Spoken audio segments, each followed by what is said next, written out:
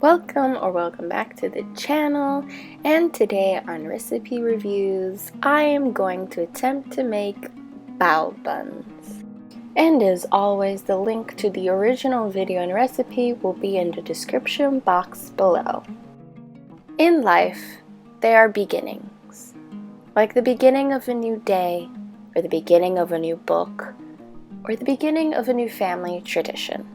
And I was curious on where or when the bao buns came into existence.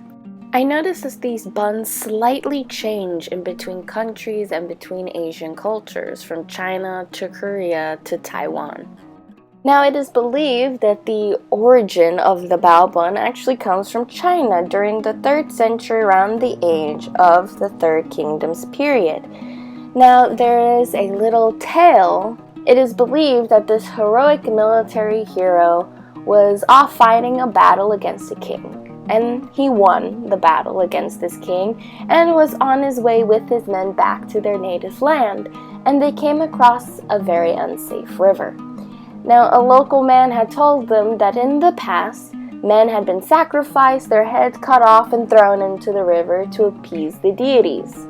Well, this heroic hero did not want to do that to his men, so he came up with a plan to replicate chopped up heads, apparently. And how he did this was he took steamed wheat buns and stuffed them with meat and threw them into the river. Well, apparently the deities loved this idea way more than heads, human heads, and they decided to open up the rivers and allow the men to cross. Thus, the bao buns began. I will say this is not an easy recipe whatsoever. This is a very long, tedious recipe. This took me all day. And I woke up fairly early in the morning to start this recipe, thinking I would be done by the afternoon. No, when I was done with this recipe, it was already nighttime. I was tired when finally I was done with this recipe. It's very time consuming. I also made a lot of mistakes along the way, like filling up the little circular disc of dough too much or too little, or just technique-wise, I was messing up. This is a skill and a craft that I have high respect now for.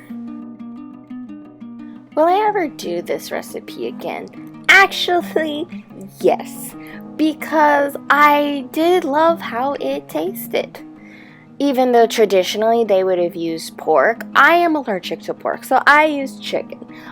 But even then, I would do it again if I had time, if I had the material, and if I had the patience that day to basically be all day working on this one thing.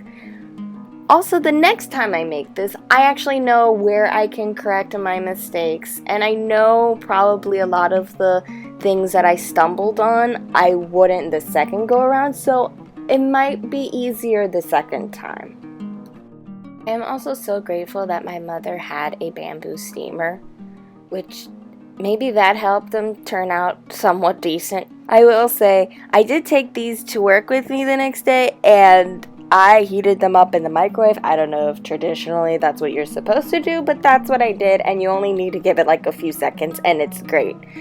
And it's just almost as if you just took it straight out of the steamer, and I enjoyed eating them for lunch. I would give this recipe an 8 out of 10 because of how long it took me to make it. Taste-wise, I loved it. So if you like giving yourself a challenge in the kitchen, I would totally suggest that you try this recipe out. And if you like this video, give it a big thumbs up, subscribe, click all the buttons down below, leave a comment of what I should do next. And until next time, bye!